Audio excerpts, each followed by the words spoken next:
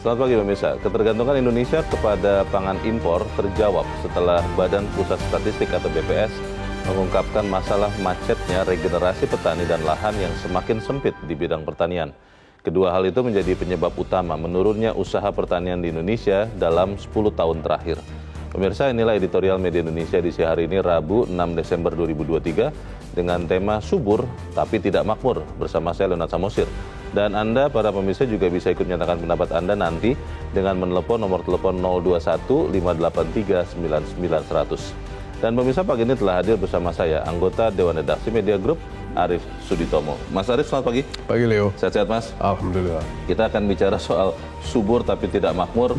Ini agak berbeda dengan lagunya Kus Plus ya, yang katanya Indonesia ini tanahnya sangat subur. Yeah. Kita ke editorial, pemirsa, dan Mas Arief, pada pagi ini diberi judul Subur Tapi Tidak Makmur. Yeah. Ini kan sesuatu yang ironis ya, Mas Arief ya. Kita selama ini selalu dininabobokan kalau kita melempar tongkat jadi tanaman, kata lagu Kus Plus.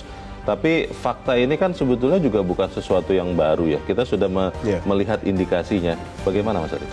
Kalau kita lihat angka, apa yang terjadi pada Indonesia, khususnya beras, kita masih memang dalam status swasembada. Jadi kita memang tidak terlalu perlu sangat-sangat khawatir atas situasi perberasan kita. Produksi kita masih di atas 30 juta per tahun, dan impor kita masih kurang lebih 10%. Jadi kalau menurut standar FAO, di saat kita masih bisa memenuhi 90% secara produksi nasional kita, itu masih dianggap kita masih swasembada. Dan sejak 2019-2021 kan kita juga mendapatkan penghargaan dari IRRKI, dan itu diterima Presiden Jokowi. Lalu satu hal yang pada akhirnya menjadi sebuah alarm buat kita adalah jumlah penurunan dari produksi beras itu tetap terjadi. Dari tahun 2022 sampai ke 2023 itu kita 2% turun. Dan luas panennya juga turun. Jadi luas panen bahkan lebih luas, 2,45. Dari 2022 kita sempat memiliki 10,45 juta hektar. 2023 cuma 10,20 juta hektar. Dan ini merupakan salah satu hal yang harus menjadi titik alarm buat kita semua. Karena kalau misalnya kita biarkan tingkat penurunannya atau laju penurunannya 2% atau 2,5% tiap tahun, dalam 10 tahun kita bisa mencapai 25% atau bahkan lebih dari itu. Dan itu merupakan sebuah hal yang seharusnya merupakan peringatan buat kita, karena ketergantungan impor kita cukup tinggi. Dan itu yang kita hadapi itu bukan saja beras, Leo, tapi jagung, terigu, gandum, itu juga sangat-sangat tinggi. Karena bukan apa-apa, kita juga mengkonsumsi terigu, dan kita tidak punya terigu di Indonesia, tidak menumbuhkan terigu di kita, tidak menumbuhkan gandum, sehingga salah satu hal yang menurut kita amat sangat cukup sulit, karena pangan itu kan biasa memacu inflasi. Kalau kita tidak handle ini dengan baik, kita akan mendapatkan problem yang sangat-sangat kompleks ke depan. Baik, ada juga yang makin mengkhawatirkan di hasil sensus pertanian ini ya, Mas Arief ya, bahwa jumlah usaha pertanian itu turun 7% lebih dalam 10 tahun terakhir. Pertanyaannya adalah, kita sama-sama sudah tahu, lalu apakah kita berhenti di sekedar tahu saja, atau benar-benar mau mengusahakan supaya kita subur dan makmur? Kita akan bahas itu, Mas Arief. Dan pemirsa, inilah editorial Media Indonesia untuk hari ini Rabu 6 Desember 2023, Subur Tapi Tidak Makmur.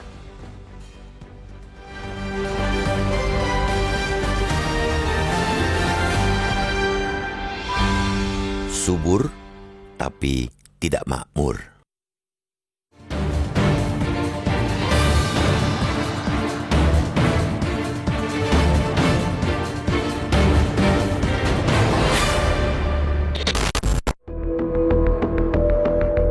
Ketergantungan Indonesia pada pangan impor terjawab setelah Badan Pusat Statistik mengungkapkan masalah minimnya regenerasi dan lahan yang semakin sempit di bidang pertanian.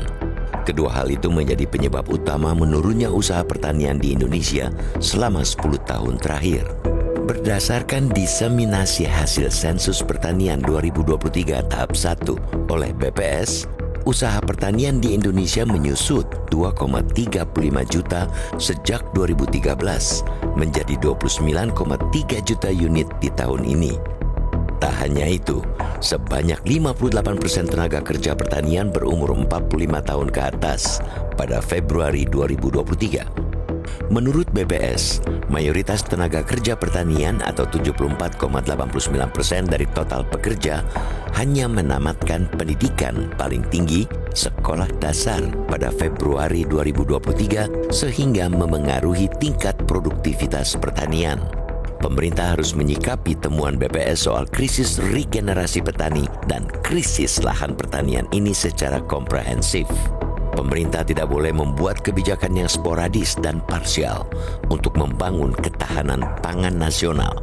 Terlebih lagi, jika kebijakan pangan nasional sekadar bersifat politis tanpa menyentuh akar persoalan yang sebenarnya, seperti proyek food estate, lumbung pangan di Kalimantan Tengah, Sumatera Utara, Sumatera Selatan, dan Papua.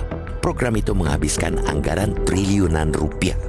Bahkan, food estate ditetapkan sebagai program prioritas pemulihan ekonomi dalam daftar program strategis nasional atau PSN 2020-2024. Meskipun food estate gagal menuai panen setelah 3 tahun berjalan, pemerintah terus mengguyur anggaran untuk proyek tersebut. Pemerintah mengalokasikan 108,8 triliun rupiah dalam mendukung ketahanan pangan nasional untuk pelaksanaan APBN 2024, diantaranya food estate. Berdasarkan laporan Badan Pemeriksaan Keuangan, ditemukan fakta bahwa proyek food estate pada 2020 sampai dengan triwulan 3 2021 tidak sesuai dengan peraturan dalam semua hal. Pertama, perencanaan food estate belum berdasarkan data dan informasi yang valid. Bahkan, belum sesuai dengan perencanaan lahan pertanian pangan berkelanjutan serta sistem budidaya pertanian berkelanjutan. Kedua, pelaksanaan survei, investigasi, dan desain, ekstensifikasi, dan intensifikasi food estate di Kabupaten Kapuas dan Kabupaten Pulang Pisau, Kalimantan Tengah belum sesuai ketentuan.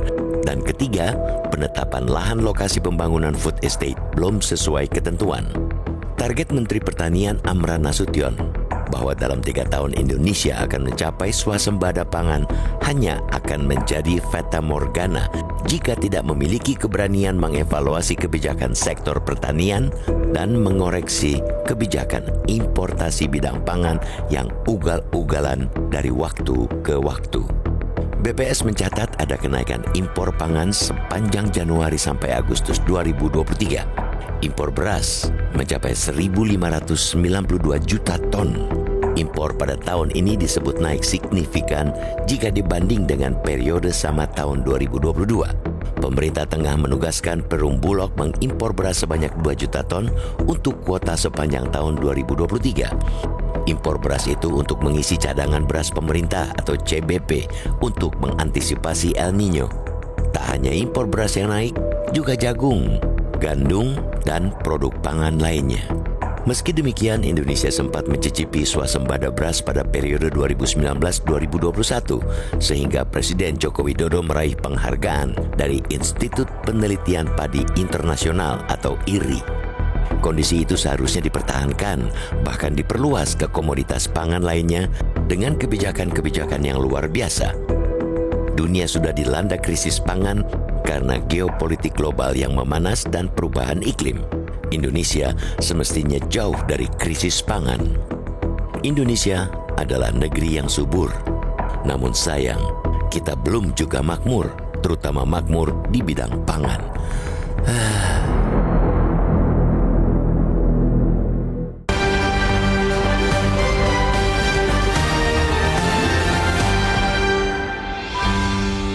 Di bagian berikut Anda bisa ikut menyatakan pendapat Anda terkait dengan editorial pagi ini, pemirsa. Untuk saat ini tetaplah bersama kami.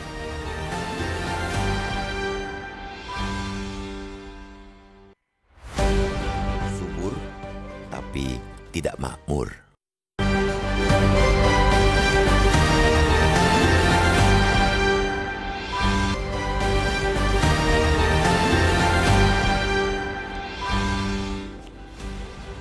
Terima kasih Anda masih bersama kami di Editorial Media Indonesia. Mas Arief, kalau melihat hasil dari sensus pertanian ya, ini kan diadakan BPS 10 tahun sekali. Betul. Menjadi ironis kalau kita lihat yang katanya kita adalah negara agraris, negara pertanian, tapi nyata-nyata usaha pertaniannya turun, petaninya berkurang. Lalu faktanya kan walaupun kita masih bisa mengamankan pasokan beras, tapi kan tidak 100% kita tidak impor ya. Betul. Lalu kita bahan pangan lain juga banyak impor. Pertanyaannya Mas Arief, sensus ini apakah hanya sekedar menjadi catatan karena formalitas saja, diketahui saja, atau memang ini akan bisa kita pakai untuk memperbaiki sektor pertanian kita? Ya, sensus ini bisa 1000 wajah, Leo, untuk bangsa ini.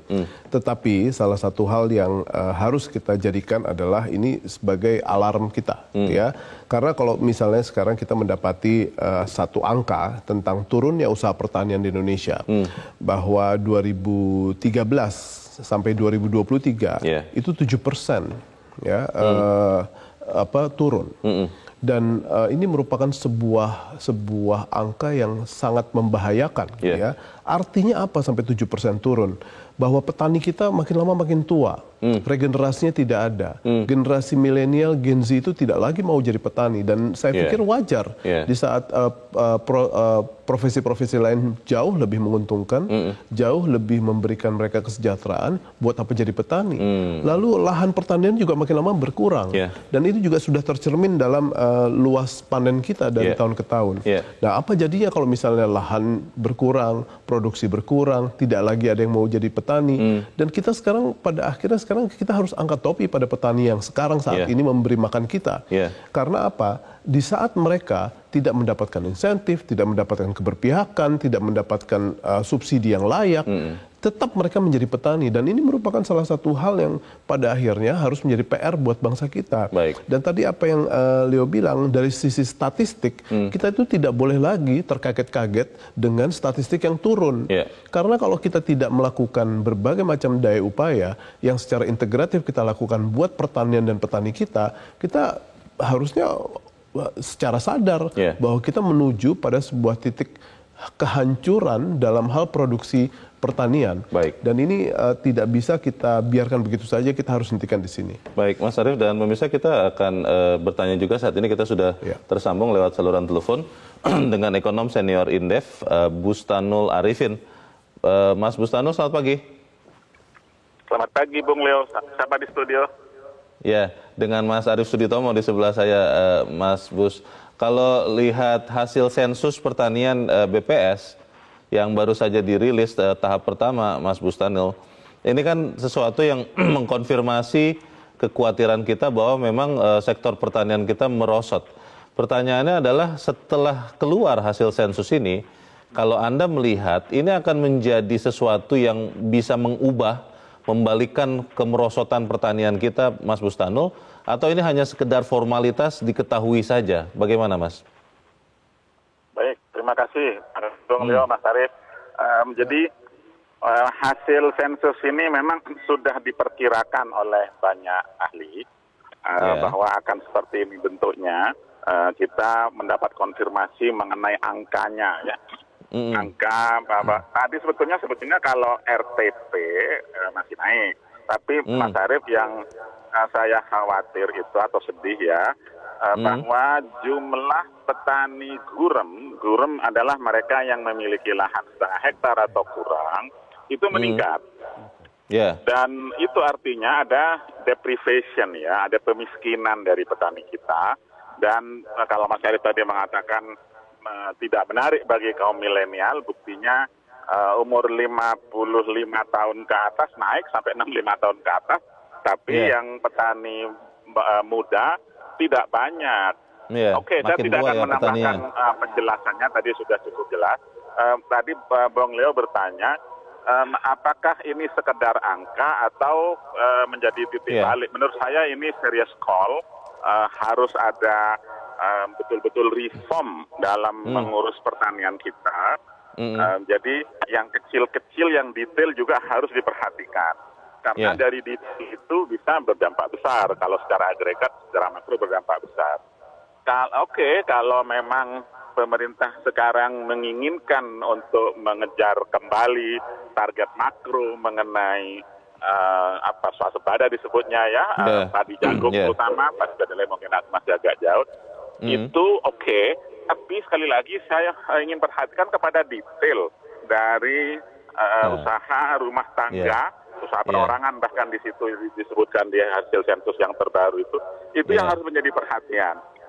Jadi bimbingan, pendampingan, pemberdayaan, bahkan kalau perlu bagaimana memberikan insentif yang benar sehingga mereka giat untuk meningkatkan produksi dan produktivitasnya. Menurut saya seperti itu. Jadi bukan sekedar bagi-bagi alat mesin pertanian, bukan bagi-bagi pupuk atau apa, apalagi pupuk kita sedang mencoba untuk mereform ya dengan memberikan subsidi langsung nanti.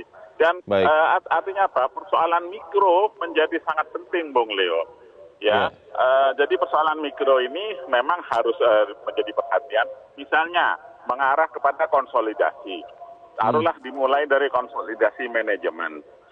You cannot expect a lot itu. Kita nggak bisa berharap banyak kalau dengan luas 1,5 hektar akan menjadi kaya, nggak mungkin. Mas Bustanul, ini kan teorinya banyak, mau ahli ekonomi pertaniannya banyak. Kalau lahannya nggak ada ya nggak bisa ya. Mas Bustanul, ini kan kita tahu ya bahwa secara kelembagaan sebetulnya pemerintahan yang sekarang itu sudah berusaha ya dilahirkannya Badan Pangan Nasional misalnya. Itu kan harapannya supaya kemudian masalah pangan bisa teratasi, koordinasi antara misalnya Kementerian Pertanian, Kementerian Perdagangan, Bulog itu bisa lebih baik. Tapi kan faktanya kita lihat ya walaupun mungkin ada faktor akhir tahun, harga bahan pangan terus naik, lalu impor masih terus terjadi. Jadi kan akhirnya pertanyaan kita sebetulnya kelembagaan itu tidak membantu masalah. Masalah ini akan bisa tertangani seperti apa caranya, Mas Bustanul? Baik, kelembagaan kalau cuma berdiri sendiri tentu saja nggak mengatasi masalah. Tapi kalau kita desain, kita set untuk betul-betul koneksi atau integrasi hulu dan hilir mungkin baik. Misalnya tadi Mas Leo menyebutkan Badan Pangan Nasional. Badan Pangan Nasional so far masih fokus pada produk hilir atau persoalan hilir dari pangan kita gitu. Hulu belum. Ya mungkin pakai juga lah, nggak mungkin tiba-tiba mereka cawe-cawe untuk produksi beras. Tapi kalau mengarah kepada diversifikasi, kepada bagaimana mendorong high value crops, itu masuk kepada ranah pekerjaan mereka. Ya. Dan yang dari hasil itu Mas Arief yang saya ada positif juga, jumlah petani hortikultura meningkat, Bung Leo. Lihat detailnya di situ. Apa maknanya? Sebetulnya petani kita cukup rasional, berpikir positif ya, bahwa yang memiliki keunggulan atau potensi keuntungan besar, mereka akan masuk ke sana. Dan anak muda, kita kembali kepada tema awal tadi, anak muda jika betul-betul melihat peluang di depan mata, potensi di depan mata, bahwa akan menghasilkan income stream yang lebih tinggi, saya pikir mereka akan masuk ke situ. Dan itu yang saya maksudkan tadi, memberikan insentif, memberikan dorongan atau pancingan yang lain. Nah, kembali ke kelembagaan. Saya tadi fokus pada integrasi hulu hilir. Perdagangannya belum kepegang, Bung Leo. Jadi teman-teman di Badan Pangan Nasional arahnya memang mengarah kepada stabilisasi ya. Tapi stabilisasi yang mampu mendorong produktivitas dalam negeri itu menjadi kunci berikutnya. Kira-kira seperti itu. Baru kelembagaan kita berharap banyak, jangan hanya berdiri sendiri bikin satu badan lalu selesai. Kita harus mempekerjakan itu semuanya gitu, Bung Leo. Kita harapkan memang hasil sensus pertanian ini bukan hanya sekedar kertas, angka-angka di atas kertas, tapi bisa membangkitkan kembali ya sektor pertanian kita. Untuk saat ini terima kasih Ekonom Senior Indef Bustanul Arifin sudah mencerahkan kami. Terima kasih Mas Ino, selamat pagi. Mas Arif, ini pertanyaan besarnya ya, sensus pertanian ini kan bukan sesuatu yang murah. Dan harusnya ada sesuatu yang berguna untuk membalikkan kondisi. Masalahnya di tahun pemilu sekarang, pemerintahan yang sekarang kita belum bicara pemerintahan yang baru, itu masih akan fokus tidak menggunakan hasil ini untuk memperbaiki sektor pertanian kita? Tentu tidak.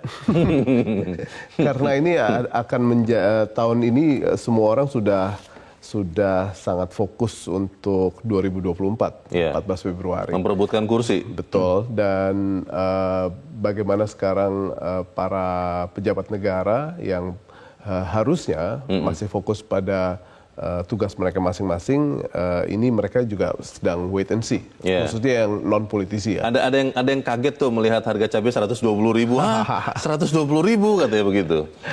Nah, situasi seperti ini pada dasarnya akan menjadi tugas dari pemerintahan yang baru siapapun itu. Tetapi kalau kita urut ke belakang, bagaimana sekarang pemerintah berusaha untuk selalu meningkatkan luas lahan atau meningkatkan jumlah produksi, misalnya dengan beberapa upaya gitu ya, yang kita harus appreciate. Misalnya food estate gitu ya, itu merupakan salah satu hal yang belum terbukti hingga sekarang. Karena sejak tahun 90-an, sebelum zaman reformasi sekalipun, food estate sudah diimplementasi. Dicoba ya. 1 juta lahan gambut itu merupakan salah satu upaya dari pemerintahan Orde Baru untuk bisa mencetak sawah, tapi tidak berhasil. Lalu di era Presiden SBY juga ada Merauke food estate gitu ya. Dan sehingga saat ini kita belum bisa mendapatkan statistik yang baik dari Merauke food estate. Dan kali ini di bawah pemerintahan Presiden Jokowi ada berbagai macam titik food estate yang sudah dibuka. Tapi ada beberapa yang bahkan terbukti dinyatakan sebagai sebuah titik di mana kerusakan lingkungan yang hebat itu terjadi gitu ya. Salah satunya yang di Kalimantan Barat di Kabupaten Gunung Mas, itu yang tadinya mau dikonversi dari hutan menjadi ladang singkong, itu 600 hektar belum memberikan hasil apapun. Tapi sudah terbuka. Sudah terbuka dan ini merupakan, makanya beberapa politisi di antara PDIP waktu itu menyatakan bahwa itu merupakan kejahatan lingkungan gitu ya. Nah, semua ini merupakan sebuah indikator ya, bahwa apabila kita ingin meningkatkan produksi, meningkatkan jumlah lahan atau meningkatkan kesejahteraan petani dan meningkatkan angka pertanian, itu tidak akan pernah bisa kita lakukan tanpa sebuah gerakan atau sebuah strategi yang integrated gitu ya. Dan ini yang kita lihat sekarang, bahwa gerakan integrated itu tidak ada. Dan hasilnya adalah ya ujung-ujungnya alam yang rusak, statistik kita yang tidak meningkat, dan akhirnya impor lagi. Itu yang merupakan salah satu hal yang kita dapati sekarang, Leo. Kita percaya kita ini manusia kan, Mas Arief ya, bangsa Indonesia adalah bangsa yang belajar dari sejarah.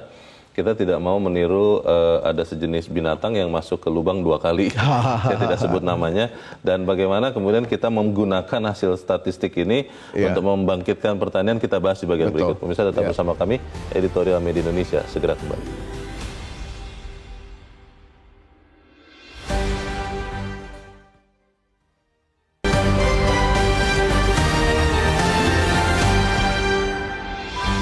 Media Indonesia mengajak Anda untuk mengakses fitur premium e-paper. Dengan sajian konten berbasis intelektual dan meneguhkan kebangsaan, Media Indonesia tampil dengan lebih dinamis melalui e-paper Media Indonesia yang dapat Anda akses kapan saja, di mana saja. Caranya mudah, download aplikasi Media Indonesia di Android atau ketik link e-paper.mediaindonesia.com atau bisa scan QR code pada layar kaca Anda. Klik tab e-paper di bagian samping layar tablet Anda. Daftarkan data diri, serta pilih paket berlangganan e-paper Media Indonesia sesuai dengan kebutuhan Anda. Nikmati juga bonus spesial tambahan 4 halaman rubrik fokus setiap hari. Semua bisa Anda dapatkan hanya di e-paper Media Indonesia. Untuk informasi lebih lanjut, hubungi customer service di nomor 0811 1201 2018 atau kunjungi media sosial @mediaindonesia. Media Indonesia, referensi bangsa. Terima kasih Anda masih bersama kami di Editorial Media Indonesia, dan saat ini sebelum kita lanjutkan diskusi kita, Mas Arief, kita mau bertanya juga, mendengarkan tepatnya pendapat dari pemirsa Metro TV. Kita sudah terhubung dengan pemirsa Metro TV di Temanggung, Jawa Tengah, ada Pak Sukarwan. Pak Sukarwan, selamat pagi. Iya, selamat pagi Bang Leo, selamat pagi Metro TV. Selamat pagi Pak Sukarwan. Silakan Pak, pendapat Anda Pak. Ya, ini temanya subur tapi tidak makmur. Memang ironis sekali ya, menyadari negara kita negara agraris. Bagaimanapun ya sektor pertanian itu harus menjadi sektor andalan lah. Iya. Ketika, mohon maaf, saya tidak ngalem Pak Harto, tapi memang fakta ya, ketika Pak Harto memimpin, Indonesia pernah jadi surplus pangan ya, mengekspor, menjual beras. Swasembada beras ya. Sampai, iya. Nah, itu karena apa? Menteri Pertaniannya Avandi dan lain-lain, saya nggak begitu apal ya. Dan Pak Harmoko selaku Menteri Penerangan selalu mengencarkan klopen sapir. Klopen sapir itu membuat petani intelek. Membuat petani pokoknya cerdas. Saat itu betul-betul sektor pertanian digalakkan untuk menunjang ketahanan pangan dan ketahanan negara. Itu transmigrasi digalakkan, bahkan transmigrasi ada khusus para pensiun ABRI untuk ditempatkan di pelosok-pelosok agar menunjang ketahanan negara. Nah, Pak Harto saat itu mempermudah sektor pertanian termasuk beli pupuk urea kapan saja, di mana saja ada. Saya ulangi, beli pupuk urea kapan saja, di mana saja, di kios kecil, toko besar ada. Sekarang petani sekarat mau beli pupuk, tidak ngerampok loh, tidak ngemis loh, beli, diatur-atur pakai kuota-kuota, sekarat petani itu. Baik. Makanya saya usul kalau bisa sektor pertanian digalakkan kembali agar petani berkarya dan hilangkan segala bentuk bantuan bedah rumah, bantuan PKH itu membuat budaya malas, membuat budaya jaga kendoke blorok. Baik. Begitu Pak Sukarwan, terima kasih Pak. Terima kasih untuk pendapat Anda dari Temanggung, Jawa Tengah. Selamat pagi Pak Sukarwan. Di belakang Pak Sukarwan ada Pak Tasrik Usman dari Banjarmasin, Kalimantan Selatan. Pak Tasrik, selamat pagi. Selamat pagi Mas Leo, selamat pagi Bang Arif Suditomo. Assalamualaikum warahmatullahi wabarakatuh. Waalaikumsalam warahmatullahi wabarakatuh. Bagaimana Pak Tasrik? Ini peringatan nih untuk pertanian kita. Bagaimana Pak? Silakan. Baik, Mas Leo, Bang Arif, bahwa negara Indonesia adalah negara agraris yang dimana Allah memberikan tanah yang cukup subur ya, tetapi kenyataannya petaninya tidak makmur. Kenapa ini terjadi? Karena ada salah pengelolaan, artinya pertanian tidak dikelola secara profesional.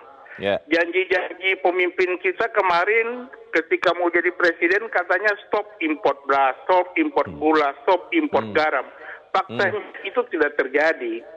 Sehingga pemerintah masih tetap senang dengan atau ugal-ugalan mengimpor bahan-bahan pertanian ini, sehingga petani-petani kita kasihan kalaupun dia ada panen yang berhasil karena banjirnya impor beras atau impor gula atau impor itu, sehingga harga-harga mereka juga murah. Bagaimana mereka bisa sejahtera, bagaimana mereka bisa menghidupkan keluarganya. Kemudian yang kedua, bahwa mestinya ada grand design dari pemerintah, yaitu harus ada pemikiran bagaimana mengelola pangan ini dari hulu sampai ke hilir, dan itu memerlukan kepiawaian dari menteri-menteri yang ada di kabinetnya, yang dikoordinir oleh Menteri Ekonomi misalnya, Menteri Perdagangan, Menteri Pertanian, Kabulok, ini harus duduk satu meja. Jangan sampai ini seperti akan menghadapi Desember tahun baru, nanti harga-harga juga nanti bakal naik lagi. Kemudian ada food estate yang sudah diprogramkan oleh pemerintah sampai dengan sekarang itu sudah triliunan duit tapi belum berhasil. Nah, saya berharap Bang Arif, kita tidak bisa banyak berharap kepada pemerintahan yang sekarang karena ini sudah tahun politik. Mereka pasti cawe-cawe urusan politik. Kita berharap dan berdoa mudah-mudahan kita mendapat pemimpin yang terbaik dan bisa memikirkan sektor pangan ini untuk lebih baik untuk masyarakat Indonesia. Terima kasih. Terima kasih Pak Tasrik Usman di Banjarmasin, Kalimantan Selatan. Selamat pagi Pak. Di belakang Pak Tasrik ada Pak Faisal di Malang, Jawa Timur. Pak Faisal, selamat pagi. Selamat pagi Bung Leo. Selamat pagi Pak Faisal. Iya. Silakan Ya Pak, kan pendapat tambah Anda Pak. subur aja Bung Leo ini. Bagaimana Pak? Bagaimana mau makmur Bung Leo kalau yang subur itu importnya. Ya, kebijakan impor itu selama ini kan jadi andalan apabila ada kelangkaan supply di dalam negeri. Sementara kita itu udah paham Bung Leo bahwa impor itu kan punya dua dampak negatif. Jadi bisa kita semakin menipis. Yang kedua, yang penting ini dampak impor mengancam produksi petani di dalam negeri. Nah, mengapa impor itu semakin marah, Bung Leo? Karena dua krisis yang diulas editorial pagi ini, yang saya coba memberi solusi. Yang pertama tuh krisis lahan, Bung Leo. Pemilikan average itu kan hanya 0,3-0,7 hektar per petani. Oleh karena itu, kebijakan alih fungsi lahan untuk infrastruktur, jalan, perumahan, pabrik, itu diperketat Bung Leo, dan ada kompensasi yang positif untuk para petani. Iya, harusnya. Nah, yang kedua itu tentang regenerasi. Solusinya simpel kok. Jadikan sektor pertanian itu sebagai sumber pendapatan yang prospektif. Kata anak sekarang mendatangkan cuan begitu kira-kira Bung Leo. Pasti akan menyerap banyak tenaga kerja dan mengurangi pengangguran. Yang terakhir Bung Leo, kita ini sedang menunggu program besar Capres-Cawapres yang sedang berkampanye ini. Reformasi pertanian apa yang mereka mau tawarkan? Acaranya hanya belusuan pasar, kunjungi pondok pesantren, dialog, belum menyentuh sektor pertanian ini Bung Leo. Terima kasih. Terima kasih Pak Faisal. Bung Leo. Selamat pagi Pak Faisal di Malang, Jawa Timur. Terima kasih Pak untuk pendapat Anda. Selamat pagi. Para pemirsa memotret dengan jelas ini Mas Arief sebetulnya. Dan kalau kemudian para pemirsa ini bisa jadikan gambaran, kan sebenarnya kita semua jadi akhirnya sudah sama-sama tahu, tapi kan tidak bergerak juga ya. Bagaimana nih Mas Arief? Ya Leo, saya cukup terkesima ya dengan pandangan mereka yang pada akhirnya bisa menghubungkan misalnya antara statistik pertanian dengan impor, lalu nasib petani dengan BLT tadi ya, lalu dengan bagaimana prospek pertanian kita dengan RUTR dan keberpihakan. Saya yakin dan semakin yakin dengan pemahaman masyarakat yang demikian tajam, kita akan bisa mengontrol hal ini lewat kontrol publik gitu ya. Jadi pada akhirnya sekarang kita nanti akan bisa mendapati orang-orang yang akan membuat legislasi atau orang-orang yang akan memimpin di eksekutif dengan publik yang sedemikian kritis gitu ya. Dan sekarang tugas media adalah ya untuk mempertajam debat itu untuk pada akhirnya bisa dimengerti oleh lebih banyak lagi orang. Karena saya yakin apabila ini kita tidak gemakan dan kita tidak buat ini menjadi sebuah materi atau pemahaman yang jauh bisa lebih dipahami oleh sebesar mungkin orang, ini akan lewat begitu saja dan pada akhirnya nanti kita sampai pada satu titik di mana kita tidak bisa apa-apa lagi karena impor sudah menjadi salah satu menu yang tidak bisa kita ambil lagi pilihannya kecuali impor. Tadi ada yang menarik dari Pak Soekarwan, Mas Arief, mengingat lagi apa yang terjadi di zaman Orde Baru, zaman Presiden Soeharto. Memang waktu itu kan kalau kita ingat fokus perhatian kepada pertanian itu luar biasa ya. Sempat disebut tadi kelompok pencapir. Itu kelompok pembaca, pendengar dan pemirsa kalau tidak salah begitu ya. Intinya adalah cara meningkatkan pemahaman petani untuk bisa beradaptasi dengan keadaan. Nah pertanyaannya, apakah memang yang bagus pada saat itu memang cenderung kita hindari saat ini karena kita tidak suka dengan apa yang terjadi di masa lalu? Akhirnya kemudian rencana pembangunan baik jangka menengah, panjang tidak terlalu fokus ke pertanian lagi.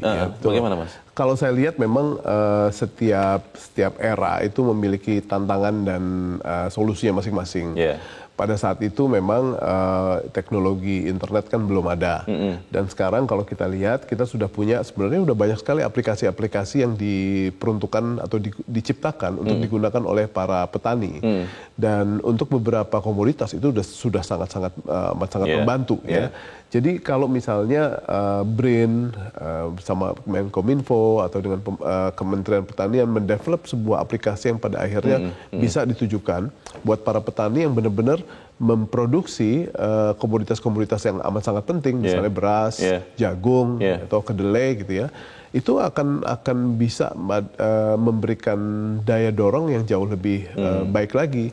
Karena misalnya sekarang dengan aplikasi tersebut kita bisa melihat berapa pasokan pupuk yang ada di situ, ada berapa pasokan bibit yang ada di situ, bagaimana sistem antriannya gitu. Itu kan bisa memberikan benefit ya yang cukup baik para petani. Karena saat ini saya yakin hampir seluruh ya, bahkan karena jumlah orang yang memiliki SIM card di Indonesia itu jauh lebih tinggi dari jumlah populasi kita. Betul. Saya yakin petani sudah bisa menggunakan teknologi-teknologi simple yang bisa kita gunakan. Dan zaman dulu memang mungkin diseminasi informasi untuk petani itu lewat kolom pencapir, lewat media massa. Tapi sekarang sudah bisa pakai teknologi digital. Di bagian akhir tadi Pak Faisal mengatakan yang cuan. Prof. Bustanul Arifin juga mengatakan hortikultura itu masih menarik anak muda karena cuan. Pertanyaannya adalah bagaimana kita bisa menaikkan lagi minat profitabilitas pertanian supaya orang tetap mau masuk ke situ. Kita bahas di bagian berikut. Mas Arief, pemirsa tetap bersama kami. Editorial Media Indonesia segera kembali.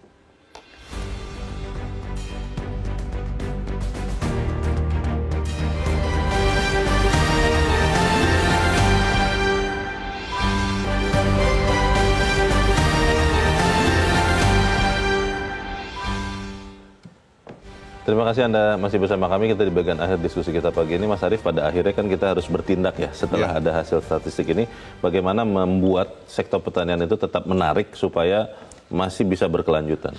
Ya, tadi salah satu hal yang diungkapkan oleh Pak Bustanul Arifin ya. Tadi bahwa memang lahan kita makin lama makin sempit, makin lama berkurang. Jumlah petani kita makin lama makin tua. Dan orang-orang yang makin lama makin tua tersebut adalah orang-orang yang punya level pendidikan itu rata-rata tamatan SD. Nah, tetapi ada salah satu statistik yang pada akhirnya bisa kita jadikan sebagai sebuah titik terang. Dan itu bisa dijadikan sebagai salah satu daya tarik buat anak-anak muda kita untuk masuk ke sektor pertanian. Karena apa, Leo? Karena di dalamnya ada cuan. Dan cuan itu bisa datang dari sektor hortikultura yang katanya masih memberikan kesempatan untuk mereka memproduksi hasil hortikultura dan bisa untung. Dan ini merupakan salah satu hal yang harus dikemukakan, harus kita promosikan dan kita barengi dengan kemajuan teknologi di sana. Apabila kita bisa menciptakan sebuah sebuah aplikasi misalnya ya, yang tidak harus terlalu ambisius di mana di dalamnya ada marketplace gitu loh. Hanya aplikasi yang pada dasarnya mengatur atau memberikan informasi tentang bagaimana mereka bisa mendapatkan subsidi di hulu atau bagaimana subsidi pupuk, bibit, itu saya pikir itu cukup bisa memberikan sebuah daya tarik buat orang-orang muda untuk masuk ke sektor hortikultura. Dan mudah-mudahan itu bisa dijadikan sebagai sebuah action plan dari bangsa ini di waktu yang tidak terlalu lama. Karena hortikultura kan juga bukan tanaman yang pada akhirnya harus bertahun-tahun untuk menghasilkan. Jadi apabila kita bisa melaksanakan hal tersebut, PR kita akan terbantu, PR kita akan terselesaikan sedikit demi sedikit, dan kita yang lebih penting lagi, kita punya satu arahan untuk menuju bahwa swasembada itu kita bisa tempuh bukan hanya di beras, tapi di komoditas-komoditas yang lain. Terakhir singkat saja Mas Arief, hasil dari keseluruhan sensus ini, apakah akan benar-benar bisa dipakai oleh siapapun pemerintahan yang baru untuk membangkitkan kembali pertanian Indonesia? Harus Leo, karena pada dasarnya angka-angka yang tersaji itu bukan angka-angka yang buruk semua. Jadi masih ada angka-angka yang pada dasarnya bisa menjadi alasan kita untuk tetap selalu optimis. Salah satunya adalah sektor hortikultura tadi. Jadi ini harus dipakai, harus digunakan, dan harus dijadikan bahan pelajaran. Kita harap apa yang kita bicarakan ini juga bisa menyumbangkan ya kepada kondisi pertanian kita, supaya kemudian Indonesia subur dan juga makmur. Mas Arief Suditomo, terima kasih sudah hadir di tempat ini. Selamat pagi. Terima kasih Leo. Pagi. Pemirsa, dunia sudah dilanda krisis pangan karena kondisi geopolitik global yang memanas dan juga perubahan iklim. Indonesia seharusnya jauh dari krisis pangan. Indonesia negeri yang subur. Namun sayangnya kita belum juga makmur, terutama makmur di bidang pertanian atau pangan. Saya Leonard Samosir, terima kasih Anda sudah menyimak editorial Media Indonesia pagi ini. Saya tetap jaga kesehatan Anda, tetap jaga nurani Anda. Selamat pagi, sampai jumpa.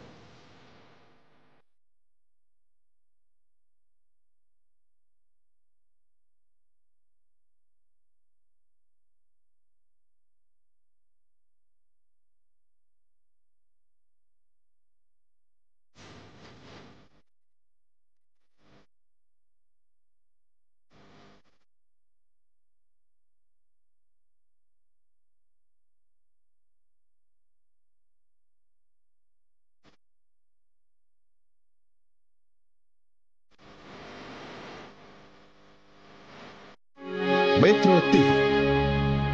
Jelajahi cara baru mendapatkan informasi. Download Metro TV Extend sekarang.